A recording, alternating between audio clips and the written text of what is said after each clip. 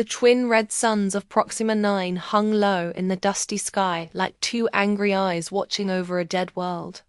Below them, in the orange twilight that never seemed to change, a man hammered the last nail into a wooden sign that would either make him rich or get him killed. Reed's Eats. Open for business. Morgan Reed stepped back and wiped the sweat from his forehead with the back of his hand. His muscles ached from the work, but he felt good. Real good. For the first time in months, he was doing something that made sense. Something that felt right. The dust clouds that covered Proxima 9 had been there for years now, ever since the Great War turned this colony world into a wasteland. The red suns barely shone through the thick air, casting everything in a blood-red glow that made even the brightest day look like sunset. But Morgan didn't care about the dust or the dim light. He had work to do. At 35, Morgan was built like a fighter. His shoulders were broad, his arms thick with muscle from years of hard living. His dark blonde hair stuck up in all directions no matter how much he tried to smooth it down. His beard was rough and untrimmed. He'd given up trying to look neat months ago. His green vest was old and worn, showing off arms that were scarred from 100 different battles on 100 different worlds. His fingerless gloves were stained with grease and dirt, and things he didn't want to think about. "You've lost your mind, Reed. You know that, right?" Morgan turned around to see Kel, walking toward him. Kel was the only other human for 50 parsecs in any direction, and right now he looked like he was talking to a crazy person. Kel was older than Morgan, maybe 50, with grey hair and a face full of wrinkles.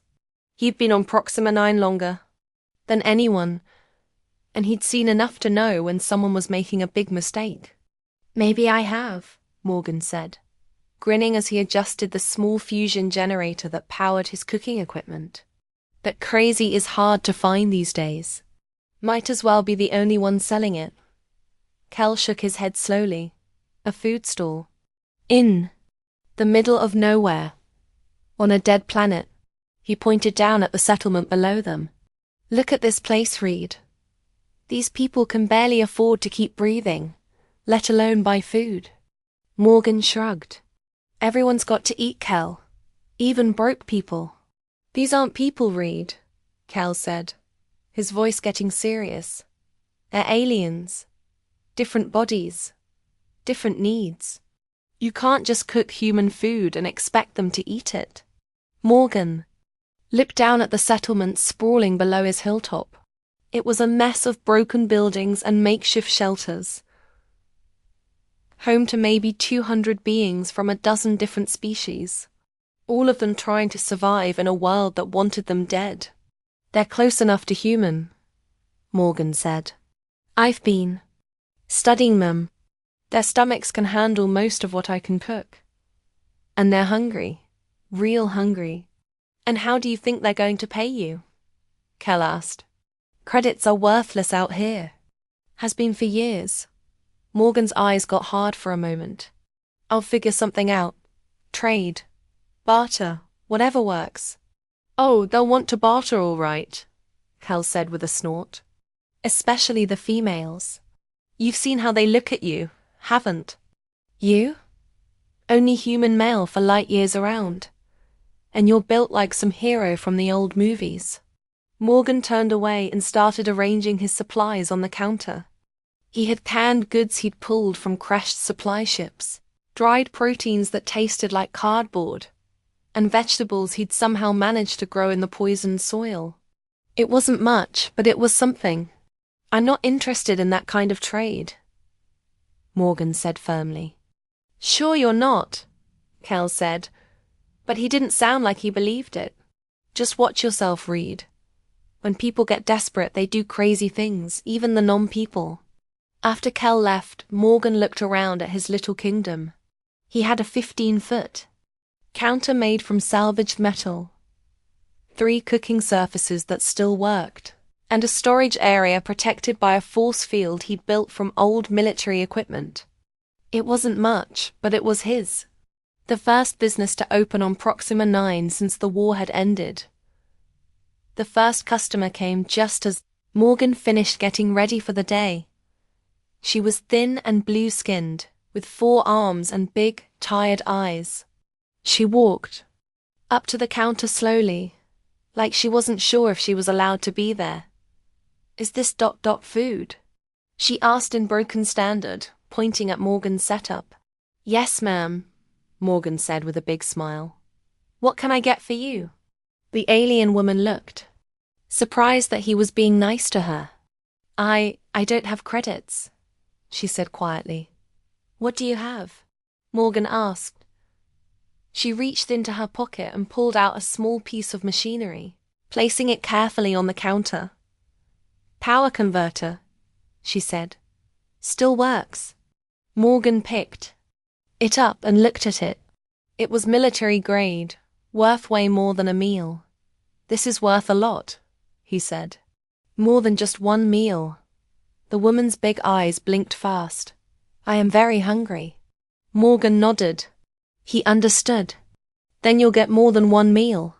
He fired up one of his burners and started making a simple stew. He added spices he'd saved from Earth, making it smell like home. The woman watched him cook, her eyes wide with hunger and hope. Word spread through the settlement faster than wildfire. By the time the second sun started to set, there was a line of people waiting for food. Most of them were female aliens of different species. Some tall, some short, some with scales, some with fur. All of them were thin.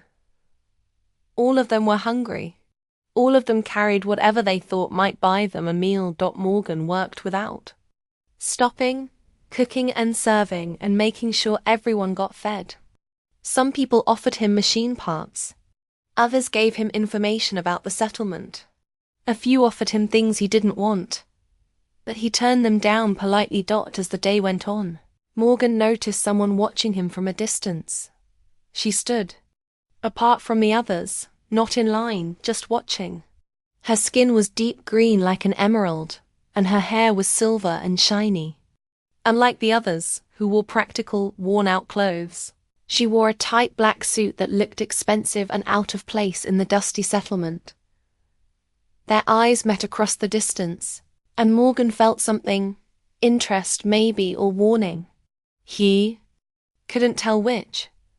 She didn't come to the stall that first day, but Morgan knew she would eventually. Everyone did when they got hungry enough. Dawn on Proxima 9 looked just like dusk.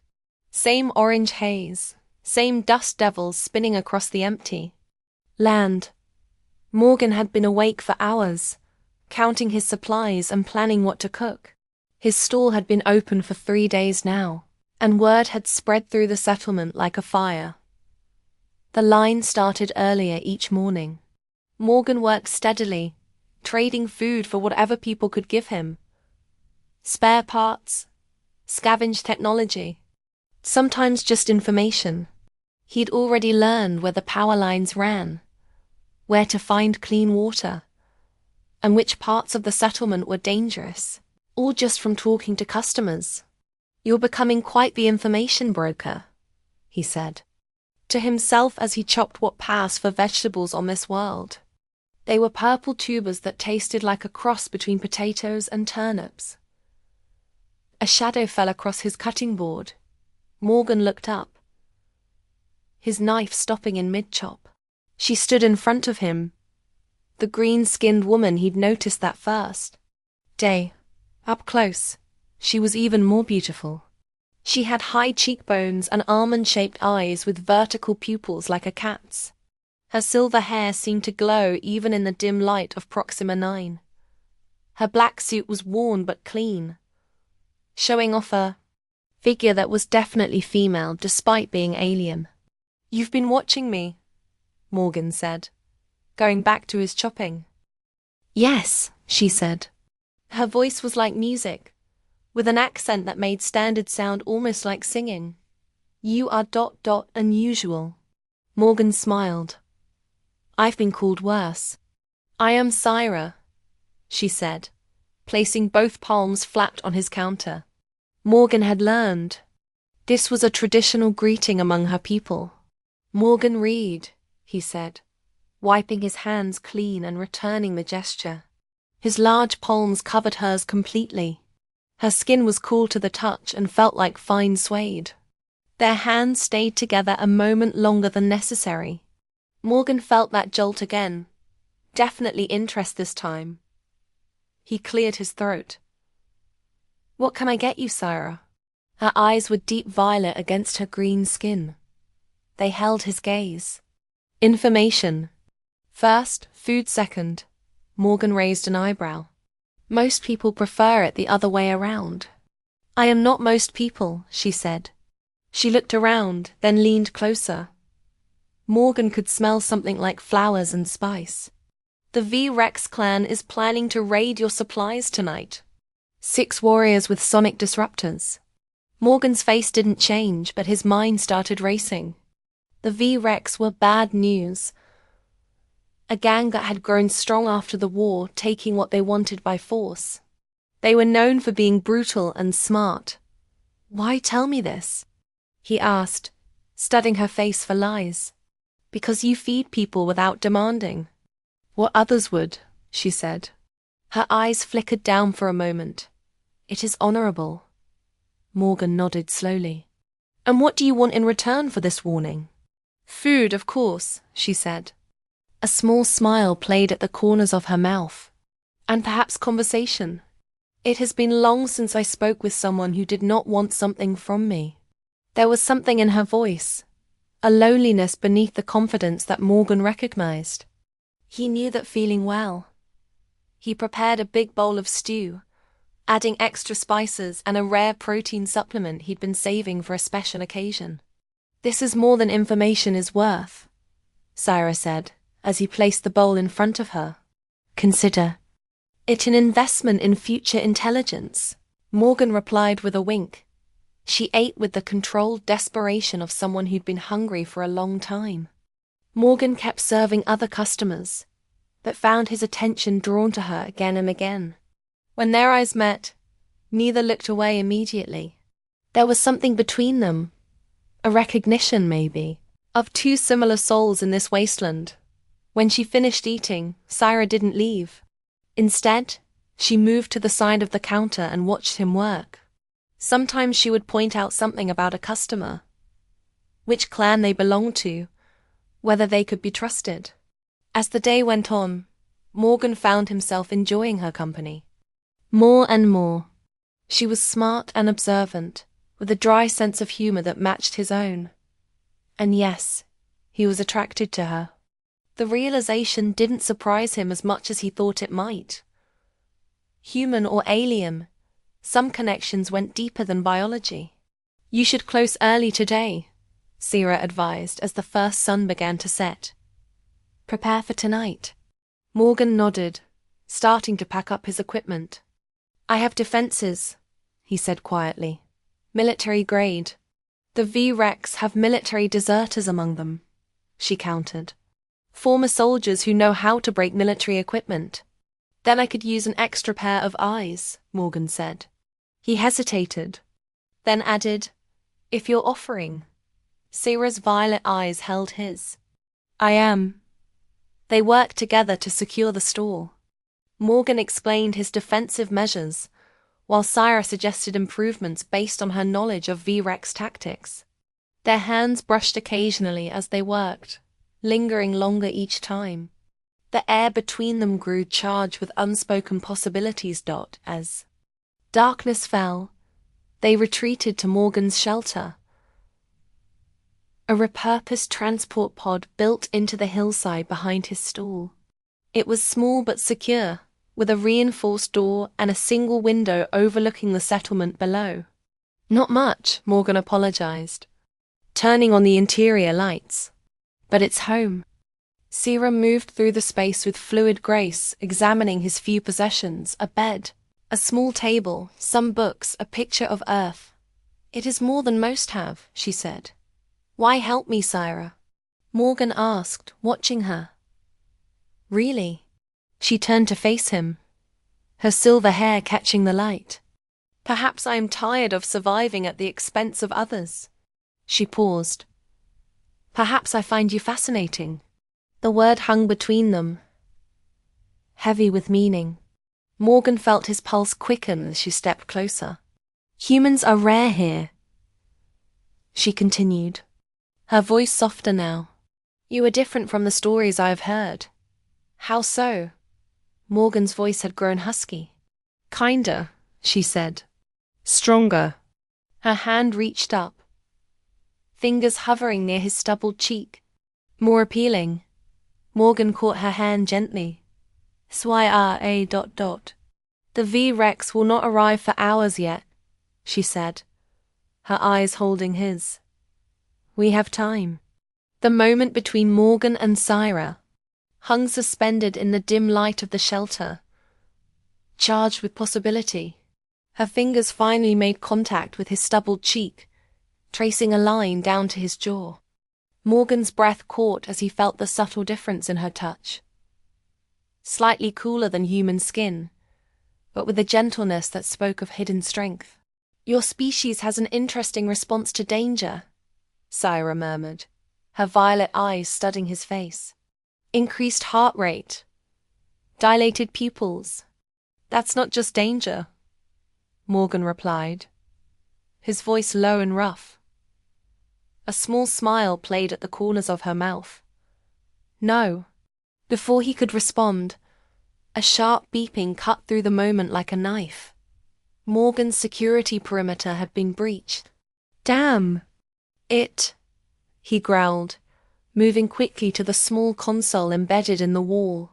The display showed thermal signatures approaching from the south, at least 8 figures, moving with military precision. The V-Rex had arrived early. They're early, and there's more than you said. Sarah was instantly alert, all traces of seduction vanishing. That's not the Rex pattern. They're too organized. Morgan's eyes narrowed as he studied the tactical display. You're right. This is a professional unit. He reached beneath his cot and pulled out a locked case, pressing his thumb to the biometric scanner. It clicked open, revealing a compact pulse rifle and sidearm. Sarah's eyes widened. You're not just a cook. And I'm guessing you're not just a hungry local, Morgan countered, checking the weapons charge. Special Forces 3rd Interstellar Division, he added, answering her unspoken question. I didn't come to this hellhole just for the scenery. Colonial intelligence, Sarah admitted, a new respect in her eyes. Embedded to monitor post-war factions. Morgan handed her the sidearm. Looks like we've both been holding out. The Vex raid was real, she insisted. Buffis, she gestured toward the display. This is something else. Syndicate, Morgan said grimly. Has to be. They control the supply chains in this sector. A successful independent food operation threatens their monopoly and their information network. Narrated. Your stall has become a hub for more than meals. A sudden explosion rocked the shelter, sending dust cascading from the ceiling. The security display flickered, then stabilized, showing the attackers had breached the outer perimeter. So much for getting to know each other better, Morgan muttered, moving to a defensive position by the window. Sarah took up position on the opposite side. I find this quite illuminating, actually. Their eyes met, and despite the danger, they shared a brief smile, a moment of connection in the chaos. The next explosion hit closer, and Morgan caught sight of the attackers. Humanoid figures in matte black armor moving with coordinated efficiency.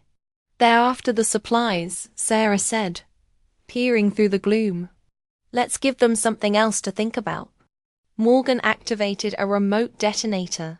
A series of controlled explosions erupted along the hillside, triggering his pre-placed defensive measures. 2 attackers went down immediately. Sarah fired with impressive accuracy, dropping another. Not bad. For a cook, she said with a sideways glance. Not bad for a spy, he returned, taking out a 4th attacker with a clean shot. They fell into a rhythm, covering each other, communicating with glances and brief gestures as if they'd fought together for years. Morgan found himself impressed by her skill and precision, and more attracted than ever. Their remaining attackers pulled back, regrouping behind a ridge of twisted metal. "They'll flank us," Sarah warned, ejecting a spent power cell and slapping in a fresh one. "That's what they think," Morgan replied with a grim smile. Hep pressed another sequence on his wrist control. The ground beneath the ridge erupted in a shower of dirt and debris. Buried mines detonated. "You've been planning for this," Sarah realized. "I've been at war too long not to prepare for every contingency." Morgan's voice held a weariness that spoke of years of combat. "Why here?" she asked, scanning for movement outside. "Why a food stall of all things?" Morgan was silent for a moment. "Because people need to eat more than they need to fight. I thought, maybe I could do some good for once. Build something instead of destroying." The sincerity in his voice touched something in Sarah. In the brief lull, she moved closer to him, her hand finding his. "That's not the typical human military mindset I've encountered." "Maybe you haven't met the right humans," Morgan said softly. Their eyes locked, and for a moment the battle outside faded away. Sarah leaned in, her lips finding his in a kiss that bridged their different worlds. It was tentative at first, then deepened as they explored this new territory between them. Her lips were softer than he expected, with a faint taste of spice that was uniquely her. The moment was shattered by a new alarm. Movement from the north. Morgan reluctantly pulled away, checking the display. "More company," he said. "Buffis. Signature is different." Sarah looked over his shoulder. "The VRX," she confirmed. "Right on schedule," Morgan laughed. A genuine sound of amusement that surprised them both. Perfect timing. Let's see what happens when two enemy forces collide. As they watched, the Varix raiders engaged the Syndicate forces, unaware they were interrupting a different operation. The night erupted in weapons, fire, and chaos. "Divide and conquer," Sarah murmured appreciatively. Morgan turned to her, his expression serious, despite the small smile playing at his lips. "When this is over, we should continue our intelligent sharing." Sarah's violet eyes gleamed in the darkness. "I believe that would be mutually beneficial." Dawn broke over Proxima 9, the dust-choked sky turning from black to its perpetual blood orange. Morgan stood off edge of what remained of his defensive perimeter, surveying the aftermath. Bodies of Syndicate operatives and Brex raiders lay scattered across the scorched earth, their weapons and armor already stripped by opportunistic Xarxes. "Your security measures were impressive," Sarah said, joining him. She changed from her bodysuit into one of Morgan's spare shirts, the human-sized garment hanging loose on her slender frame. The sight of her in his clothing stirred something primal in Morgan's chest. "Military habit," he replied, eyes lingering on her before returning to the battlefield. "Always prepare for the worst." "And yet you chose to open a food stall?" She moved closer, her shoulder brushing his arm. "A curious choice for a Special Forces operative." Morgan smiled faintly. "Food brings people together. Weapons just keep them apart." Before Sarah could respond, they noticed movement in the settlement below. A procession of locals was making its way up the hillside toward them. A diverse group of alien species led by an elderly blue-kinned male, Morgan recognized as one of his regular customs. "Looks like we have company," Morgan murmured instinctively, checking his sidearm. "Not hostile," Sarah hissed. "They're carrying offerings." Indeed, each member of the approaching group carried something. Containers, mechanical parts, bundles of cloth. The elderly alien Dren reached them first, his forearms raised in a gesture of peace. Food giver, he addressed Morgan formally. The settlement has witnessed your defense against the raiders and the syndicate. You protected not only your supplies, but our homes from their crossfire. Morgan shook his head. I was protecting my own interests. Nevertheless, Dren continued, the Council of Elders has convened an emergency session. We wish you to address us. Morgan exchanged a glance with Sarah, who gave a subtle nod. What's this about? He asked Drim. The elder hesitated. There are rumors of Bootwood. Lies beneath your stall. Morgan's expression remained neutral, but his mind raced. And what rumors would Thossib? That the hill you chose is not merely a hill. Dren said carefully. That it contains a sealed bunker from before the war. A repository of technology that could change everything. That explains the syndicate's interest, Sierra said quietly to Morgan. They weren't just eliminating competition. The procession had reached them now, and one by one, the settlers placed their offerings at Morgan's feet. Food supplements, mechanical components, medical supplies. A young female with iridescent scales stepped forward, placing a data crystal in Morgan's palm. My father was an engineer before the war, she said. These are his scans of underground structures in this region. Your hill, it's different from the others. Morgan examined the crystal, then pocketed it. Thank you.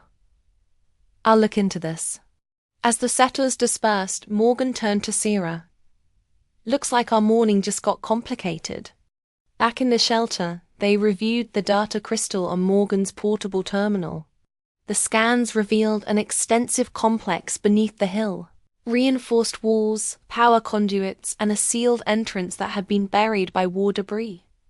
This is a colonial command bunker, Sarah said, studying the schematics. Top-tier security designed to withstand orbital bombardment. And I have been cooking on top of it. Morgan chuckled, shaking his head. No wonder the syndicate sent a professionaltium. They'll send more, Sarah warned. And next time it won't be foot soldiers. Commander Thax handles high V-value acquisitions personally. Morgan's head snapped up. Thax grills. Sarah's violet eyes narrowed. You know him? We've met, Morgan said grimly. Nick's campaign 5 years ago. My unit was sent to extract a colonial governor he was holding for ransom. It didn't end well for his people.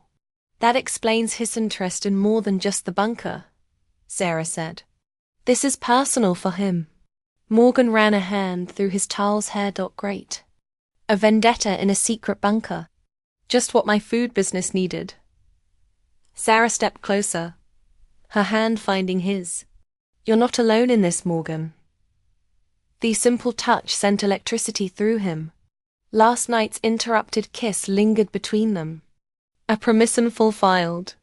Morgan turned to face her fully, his free hand coming up to brush a strand of silver hair from her face. Why are you still here, Sarah? Your cover's blown. Colonial intelligence'd extract you. Perhaps I found something worth staying for, she replied, her eyes holding his. Something more important than orders. Morgan's throat tightened. I'm just a cook, remember? A cook who fights like a warrior, she countered, stepping closer until their bodies nearly touched. A human who treats aliens with dignity when most of your kind see us as inferior. Not all humans think that way, Morgan said softly. No, she agreed, her fingers tracing the line of his jaw. You've shown me that. This time when they kissed, there was no interruption. Morgan's arms encircled her waist, pulling her against him as her hands slid up his chest to his shoulders.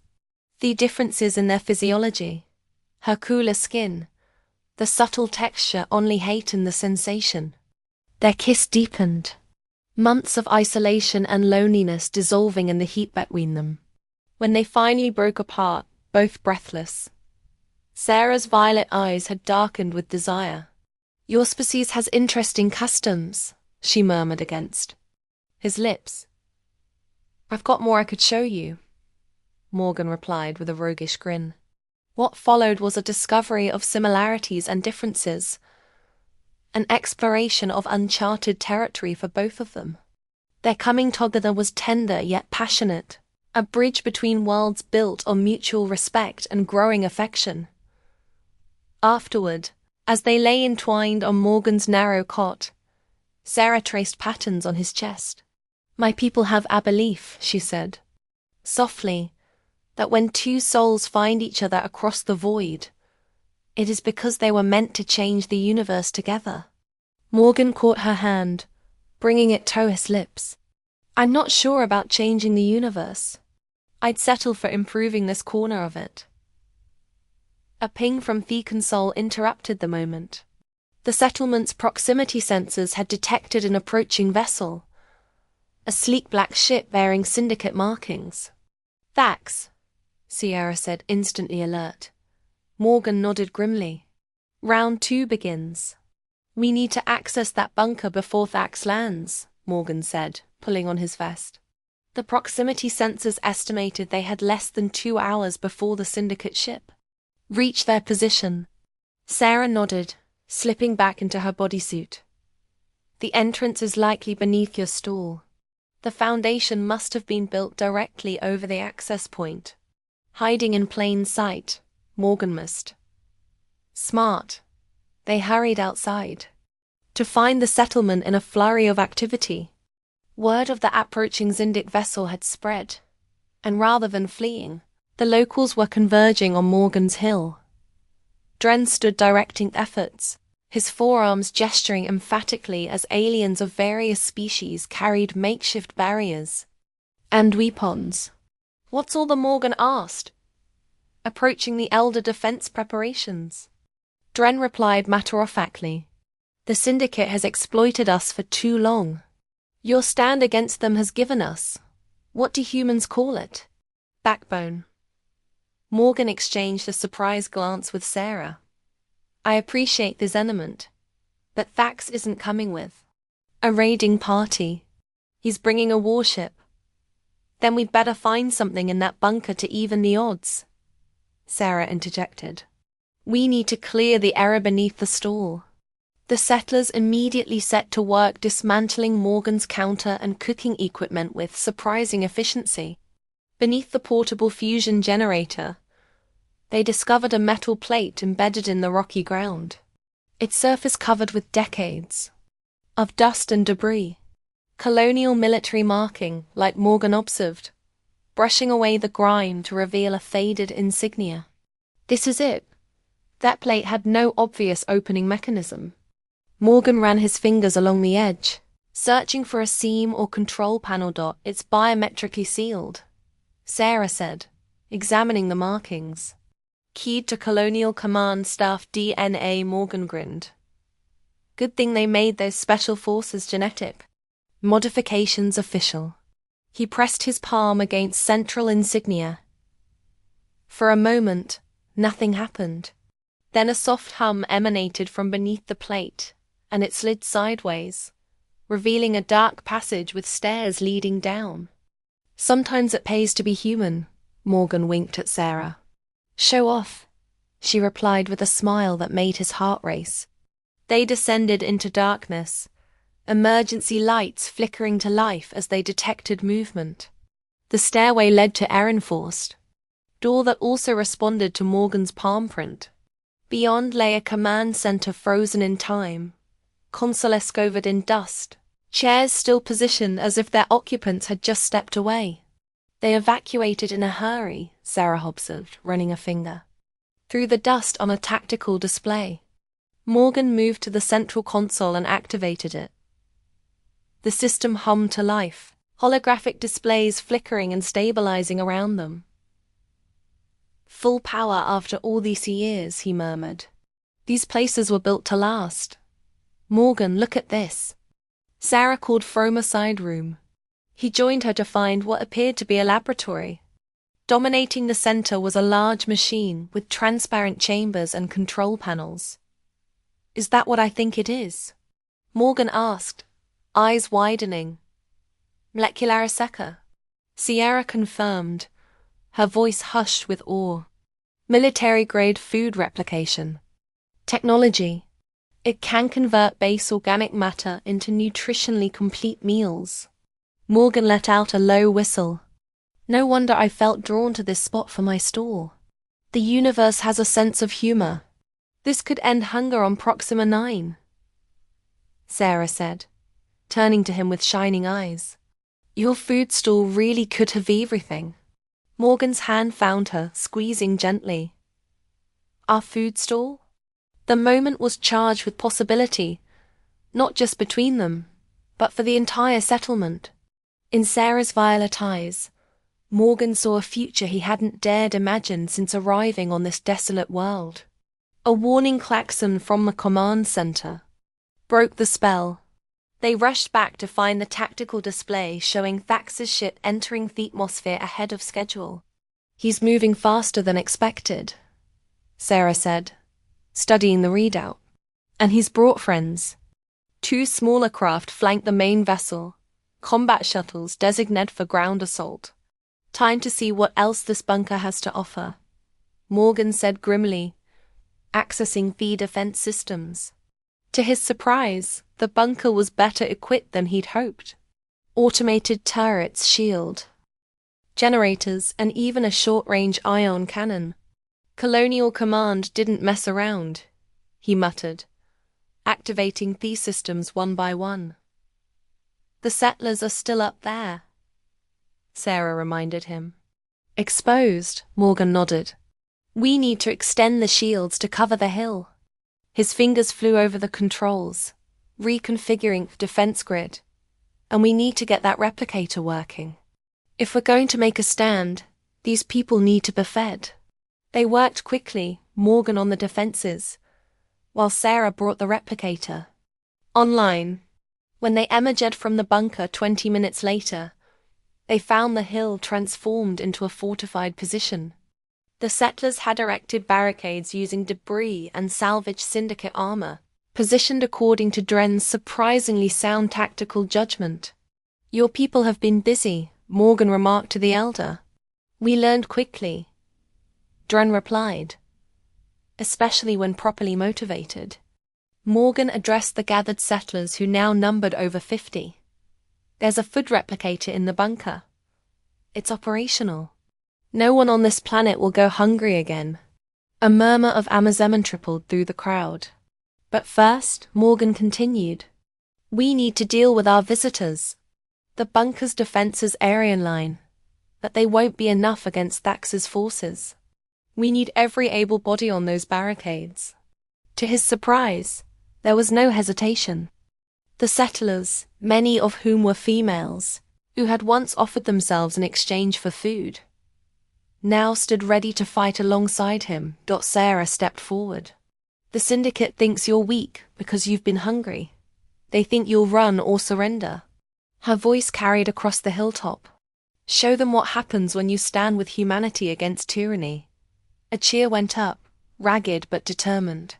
Morgan felt a swell of pride as he watched these beings who had suffered so much now standing tall, weapons in hand. Beside him, Sarah's fingers intertwined with his. Your species has a remarkable ability to inspire, she said softly. It's not just me, Morgan replied. It's what we're fighting for. A chance to build something better. The proximity alarm sounded again. That ship was beginning its final approach. Ready? Morgan asked, looking down at Sarah. Her emerald skin gleamed in Therady light as she smiled up at him. With you always. Thax's warship loomed in the blood-orange sky, its black hull absorbing what little light filtered through Proxima 9's perpetual dust clouds. The combat shuttles detached from the main vessel, descending in tight formation toward Morgan's hilltop. Defensive positions, Morgan called out, the settlers scrambling to their barricades. Hatton to Sarah. I need to get back to the command center to coordinate the automated defenses. She nodded, checking her weapon. I'll organize the ground forces with Dren. Morgan caught her arm before she could leave. Be careful, other. Sarah's violet eyes softened. You too, human. She pressed a quick kiss to his lips before darting away, already calling orders to the defenders. In the bunker's command center, Morgan activated the tactical display and began targeting the automated turrets. The first shuttle came into range and fired, the ion cannon sending a brilliant blue streak through the sky. The shuttle banked hard but couldn't evade completely. The blast caught its port side, sending it spiraling toward the wastelands beyond the settlement. One down, Morgan muttered, already targeting the second. The console suddenly flashed red, warning messages scrolling across the screen. Morgan frowned, trying to override the system lockout. Nothing responded to his commands. What the hell? New message appeared. Human genetic signature detected. Countermeasure deployed. Damn it, Thax, Morgan growled. You've been planning this. The command center doors sealed automatically as a fine mist began spraying from ceiling vents. A targeted bioweapon designed to incapacitate humans while leaving alien biology unaffected. Morgan held his breath and scrambled for the emergency kit. Pulling out a rebreather mask, he got it on just in time, but the damage was already done. His vision blurred and his limbs felt heavy. The COMM unit crackled. Morgan, the defense's air failing. Sarah's voice was tense with urgency. Thanks. Deploy the anti-human counters, Effie. Morgan managed, fighting the sedative effects of the bioweapon. Can't access systems. I'm coming down, Sarah replied immediately. No, Morgan forced himself to focus. Need you to coordinate defense. Send someone else. There was a pause, then understood. Sending Trill. Minutes later, a young female with iridescent scales, the engineer's daughter, who had given them the data crystal, rushed into Theckerman's center. She gasped at the sight of Morgan slumped against the console. Human, what happened? Bauapon keyed to human DNA, Morgan explained, his speech slurring. Need you to access systems. Your DNA should work. Trill nodded quickly, moving to the main console. Her scaled fingers flew across the controls, bypassing Thelakout by using her alien genetic signature. The systems came back online, screens flickering to life. It worked, she exclaimed. Target. Second shuttle. Morgan directed, fighting to stay conscious. Above ground, the battle had been joined.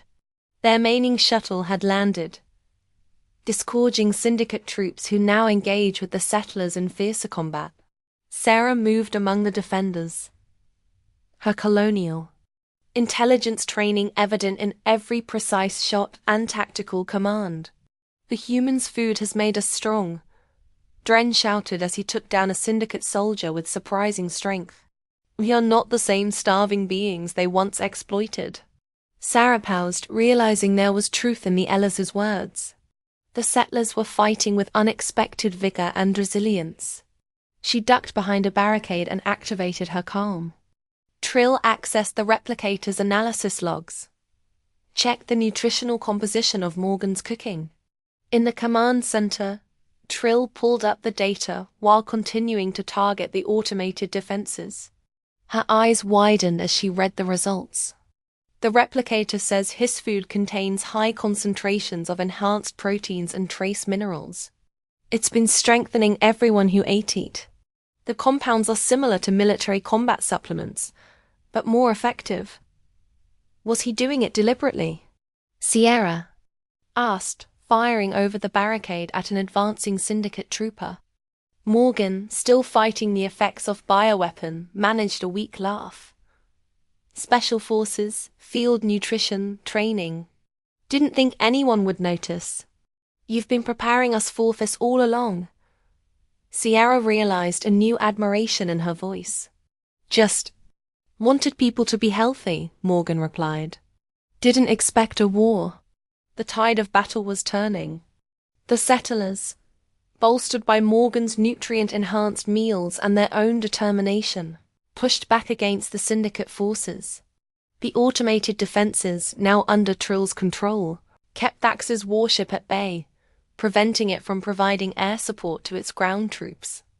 In the command center, Morgan was slowly regaining his strength as his enhanced metabolism processed the Bowerpon. He directed Trill to access a secondary system, one not immediately obvious in the bunker's layout. "What is this?" she asked, activating. "The protocol." "Insurance," Morgan replied, his voice stronger now. "Every colonial command bunker has a direct line to fleet headquarters. Emergency beacon. If Thax wants this technology so badly, let's make sure everyone knows about it." On the tactical display, a new signal pulsed outward from the bunker. A high-priority distress call that would reach colonial space within hours. Above the battle reached its climax. The Syndicate troops, realizing they were outmatched by the surprisingly resilient settlers, began retreating toward their shuttle. Sarah, seeing an opportunity, led a charge that cut off their escape route. "Surrender or die," she called out, her emerald skin gleaming with sweat and dust. The Syndicate commander, a hulking reptilian, threw down his weapon in disgust. "Thax will have your heads for this." "I don't think so," Sarah replied, pointing skyward. The warship was turning, preparing to flee. The automated defenses had scored several hits on its engines, and with the ground force captured, the Axe had clearly decided to cut his losses. As the settlers secured their prisoners, Sarah rushed to the bunker. She found Morgan on his feet, pale but steady, directing Trill in locking down the remaining Syndicate systems. "We did it," she said, breathless with exhilaration. Morgan pulled her into his arms, his strength returning by the minute. "You did it. I just laid here getting poisoned." "Your food did it," she corrected, pressing against him. "Your secret ingredients made all the difference." Their eyes met, and in that moment of victory, something deeper than physical attraction passed between them. A recognition of what they could build together in this unlikely place. So Morgan said with a smile that reached Edis, "Eyes about that food stall." 2 weeks after the battle, Morgan's food stall had evolved into something unrecognizable. The hilltop now bustled with activity as settlers worked to expand what they had begun calling Reed's Haven. The bunker's food replicator operated around the clock, ending hunger throughout the settlement. Morgan had trained irritating staff of locals to operate it, insisting that everyone receive equal portions regardless of what they called for in return. "You're ruining the economy," Kel joked as he helped Morgan install a new communications array atop the hill. The older human had returned 3 days after the battle, impressed by what he'd found. "Can't ruin what didn't exist," Morgan replied, tightening a connection. Besides, there's more to life than commerce. And unlike emerald-skinned intelligence officers." Cal raised an eyebrow suggestively. Morgan's sun-browned face flushed slightly. His relationship with Sarah had deepened in the days following the battle. Their nights together, a passionate exploration of their differences and similarities. What had begun as mutual attraction had blossomed into something neither had expected to find on this desolate world. "She's something special," Morgan admitted. "Special enough to make you ignore that." Cal pointed skyward where a faint glimmer was visible even through the dust clouds. A colonial cruiser in orbit responding to the emergency beacon. It had arrived that morning, establishing communication, but remaining in position while assessing the situation. "They want me back," Morgan said quietly. Lieutenant Commander Hale made it clear. The war initiating up again. They need experienced operators. "And what do you need?" Cal asked. Before Morgan could answer, Trill came rushing up the hill. her iridescent scales gleaming with excitement. Morgan, the replicator, found something. She thrust a data pet into his hands. We were analyzing those soil samples you collected, and the system identified terraforming compounds. Morgan studied the readout, his brow furrowing. The replicator can synthesize these? In theory, yes. Trill nodded enthusiastically. It would take time and energy, but the bunker's power core is still at 87% capacity after all these years. We could begin healing the planet, starting with the immediate area around the settlement. From feeding people to feeding the planet itself. Cal mused. You don't do anything small, do you, Reed? Morgan was still processing this revelation when his commune chimed. It was Dren, his voice uncharacteristically urgent. Human Morgan, we have detected multiple incoming vessels, not colonial signatures.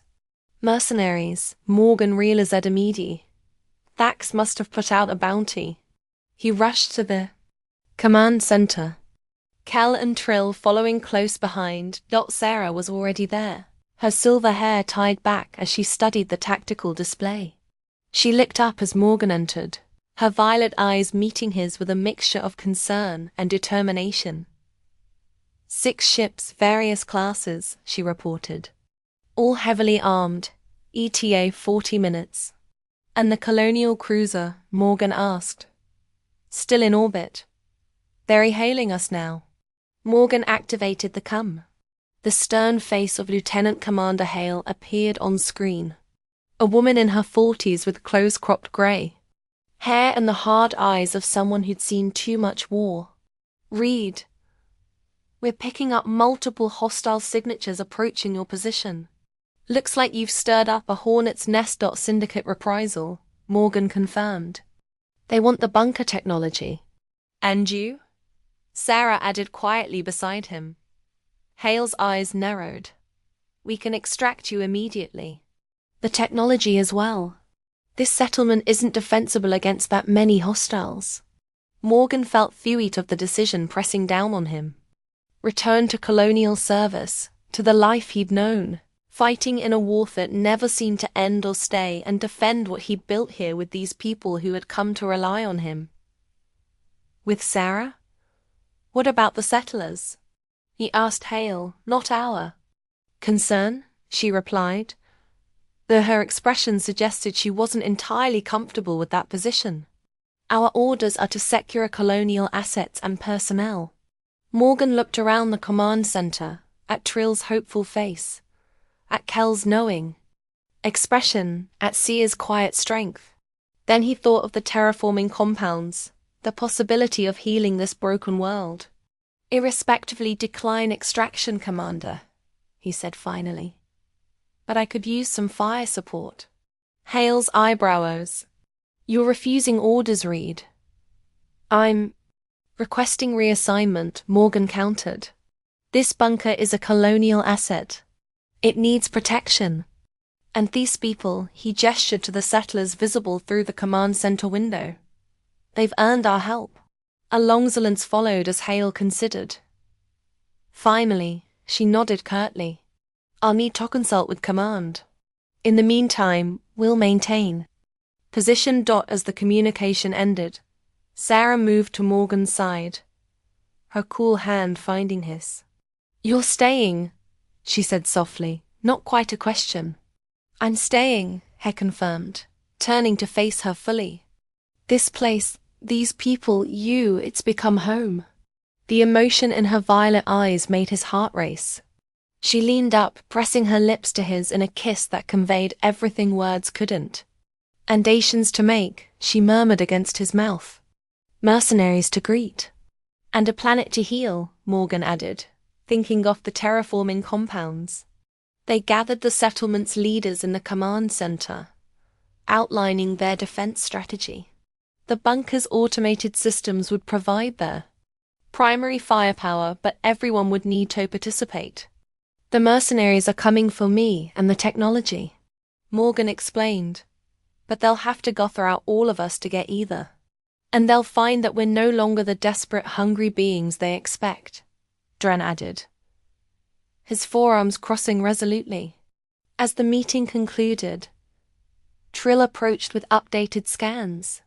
Theta-reforming compounds are even more promising than we thought, she reported excitedly. With modifications to Therapicator, we could begin atmospheric processing within days. First, we survived the mercenaries, Morgan reminded her. Then, we saved the planet. That night, as final preparations were made for the coming battle, Morgan and Sarah found a rare moment alone in their quarters. The former storage room they now shared, made comfortable with salvage furnishings. I never expected this, Sarah admitted as they lay together, her emerald skin contrasting beautifully against the simple white sheets. When I was assigned to Proxima 9, I thought it would be just another mission. Observe, report, move on. Morgan traced the curve of her shoulder, marveling at how natural it felt to be with her, despite their different species. And I thought I'd just be feeding people, not starting a revolution, fighting off mercenaries and terraforming a planet. Humans, Sarah chuckled, her fingers playing across Hishist, always exceeding expectations. Their love-making that night was tender yet passionate, a celebration of life in the face of coming danger, a promise of a future worth fighting for. As dawn broke over Proxima 9, Morgan stood at the edge of the hilltop, watching the blood-orange sky. Soon it would be filled with mercenary ships bringing violence and destruction. But for the first time since arriving on this desolate world, he felt something unexpected. Hope. The mercenary ships descended through Proxima 9's dusty atmosphere like predatory birds, their weapon systems already charging. Morgan watched from the bunker's command center, his jaw set with determination as he finalized the defense protocols. 6 minutes to engagement range, Trill reported, her scaled fingers dancing across the tactical console. Colonial cruiser is hailing. US again, Sarah added from her station. Lieutenant Commander Hale's face appeared on the main screen, her expression unreadable. Read, I've spoken with command. Your request for reassignment has been unconditionally approved. Morgan raised an eyebrow. Conditionally? We're designating Reed's Haven as an official colonial outpost with you as its administrator. A hint of a smile touched Hale's stern features. Apparently, someone at HQ was impressed by your innovative approach to post-war reconstructing. And the current situation, Morgan pressed, gesturing toward the incoming hostiles. We've been authorized to provide full support. Hale's smile widened fractionally. Consider this. You're welcome to colonial governance. The tactical display shifted as the cruiser broke orbit, descending rapidly toward the mercenary formation. Its superior firepower immediately changed the equation, forcing the mercenary ships to scatter. They're breaking formation, Trill announced. Excitedly, 3 ships are retreating. The others are still coming, Sarah cautioned. They must be the more desperate ones or the better armed. Morgan studied the tactical display, noting the approach vectors of the remaining ships. They're trying to flank us, using the ridge for cover from the cruiser. He turned to Kel. Time to use our secret weapon. Kel grinned. About damn time. He moved to a separate console that Morgan had discovered hidden behind a false panel. A prototype. Defense system that Colonial Command had been developing before the war forced evacuation. What is that? Sierra asked, watching as Kel activated system. Gravitational disruptor, Morgan explained. Experimental tech that never made it into production. It creates localized gravity wells like miniature black holes that last just long enough to tear a ship apart. And you were saving this because Sarah crossed her arms. One silver eyebrow arched. Morgan shrugged. It's unstable in time use and it draws power directly from the bunker's core. which means temporarily shutting down all other systems, including life support.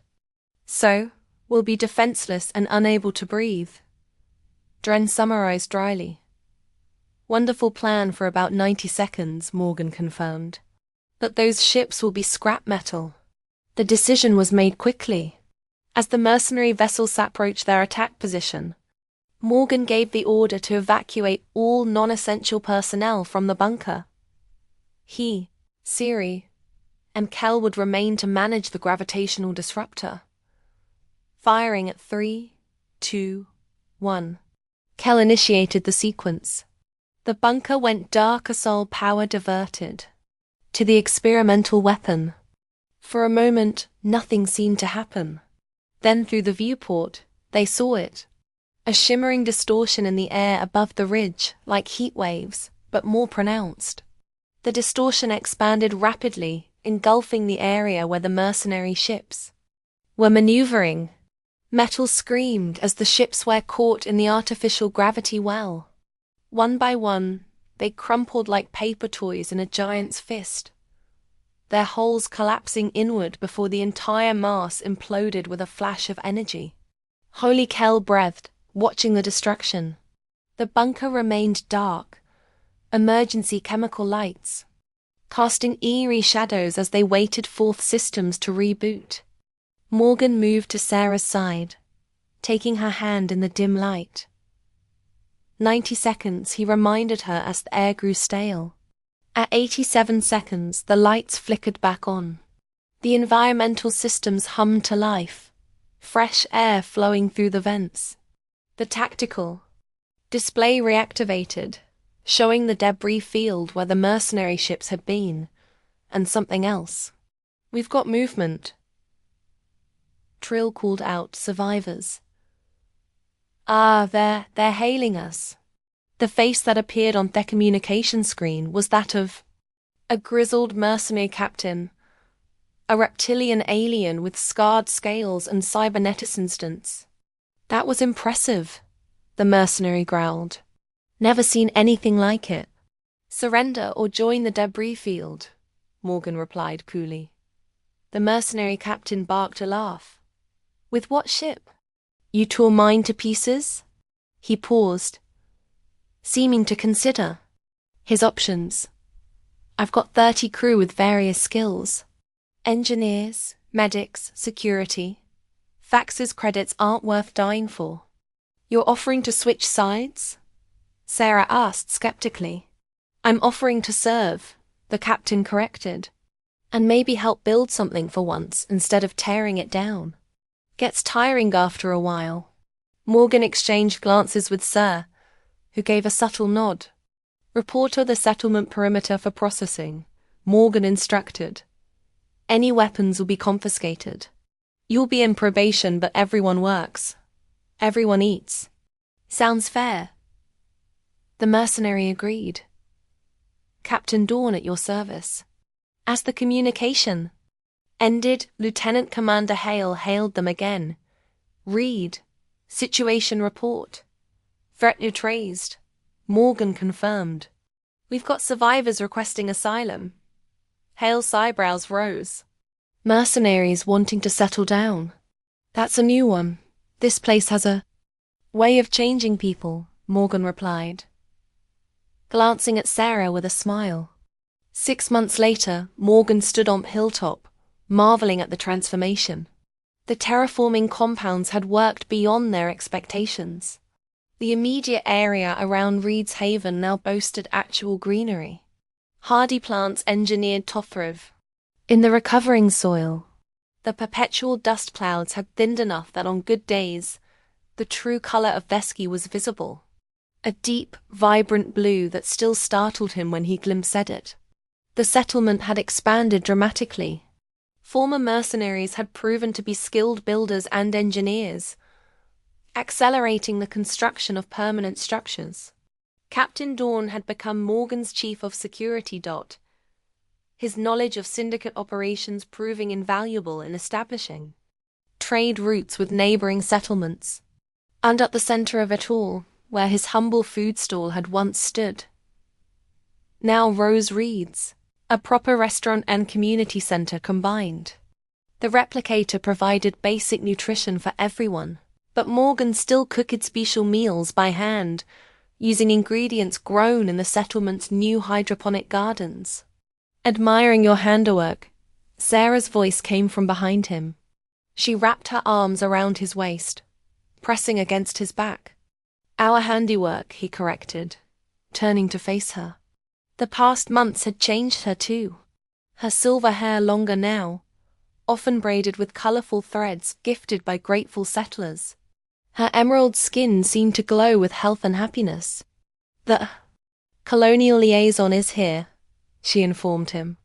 Lieutenant Commander Hale wants to discuss expanding the terraforming operation to the eastern regions. Morgan nodded. I'll be right there. As Sarah turned to go, he caught her hand. Wait, there's something I've been meaning to ask you. From his pocket, he produced a small object. A ring fashioned from a piece of the first mercenary ship they destroyed together. The metal polished to a mirror shine. I know it's not a tradition. In your culture, he said, suddenly nervous. But in mine, it symbolizes a permanent bond. Sarah's violet eyes widened, then softened with understanding. Are you asking me to be your mate, Morgan Reed?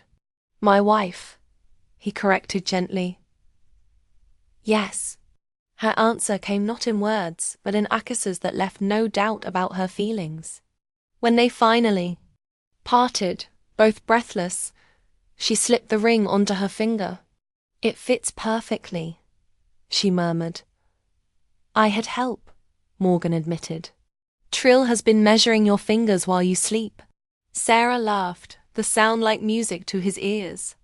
Sneaky. Human.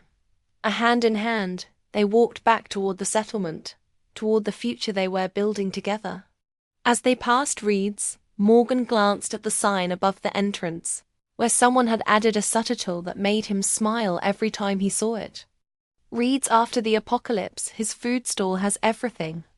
And looking at Sarah, at the thriving community around them, at the gradually healing world beneath his feet, Morgan knew it was true. He had everything Heck could ever want. And it had all started with a simple act of kindness to a hungry alien girl. You know, Sarah said thoughtfully as they walked, I never did thank you properly for that first meal you gave me. Morgan grinned, remembering their beginning. As I recall, you offered quite enthusiastically. And you refused, she reminded him, her violet eyes twinkling.